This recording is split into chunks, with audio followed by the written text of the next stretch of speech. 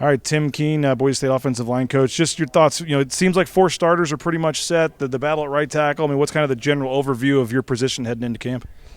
That's always the fun thing about this position is it's never just one guy, and you could think it's all locked up and everyone's feeling good. And then just like it happened last year in fall camp, Garrett Kern ended up playing center for us. So it's always about getting a little chemistry with the starting 5, but then always developing guys and figuring out who that next guy is, and not necessarily who the next guy at left tackle is. It's who's the next best guy that we can put on. How's that shuffle the deck? So that's always the fun thing is even the older guys, they soon to get a little comfortable. It's like, hey, be careful. You might be playing out of position. So it's challenging those guys every day to be flexible and be ready to move around to make sure we have the best 5 guys on the field. How is right tackle shaping up? I know Cox was doing pretty well and then got hurt. I mean, was he ahead of Schmidt, or was Hall Schmidt kind of the guy going at this point, or how do you look at, and who else other than those two maybe is still in the mix there? Yeah, so Kyle had a great summer. He did a really, really good job on the weight room, really good job on the field. And then Hall had a really, really good spring. So those guys are battling. Then we have Jake Steele is also in the mix, and he's older brother to Jason Steele. So he brings a little game experience and has actually played in Mountain West games. So we'll kind of see how those guys shake out. And, again, early on, Kyle will be focusing more on left, but he's flexible enough, and he'll be ready to go. If he is the next best offensive lineman, we'll put him in at right. Having those other 4 guys back that all have some starting experience, and guys like Roger that got in there, I mean, what does that do for you and for this offense?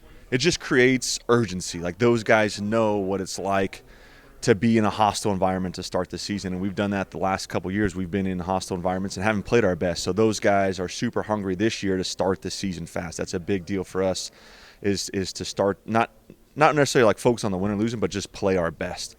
So that's been a big goal, and those guys know it, and they've all been there, and they've all experienced the agony of defeat to open the season. So they're extremely hungry to start the season fast. And how much better does your group look when you have number 2 running behind you?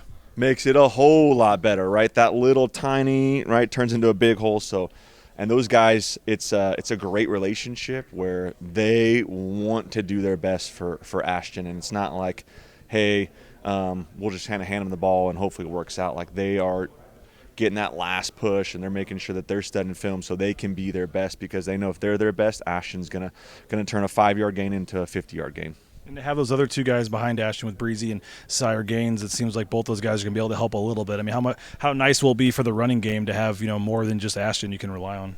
It's always really, really good to have depth at that position. That's just such a physical position that takes a pounding. I mean, those guys, when you put on the film, like, those guys are never run out of bounds, and they're never shying away from contact, and they're lowering their shoulders in the holes. So the fun thing about that room is there's not like a gadget back. Like, those guys can do it all. So when we put one guy in, he can pass protect, he can catch, he can obviously run the ball. It's not like people are going to cue in to which back's in, because all 3 of those guys can do it all.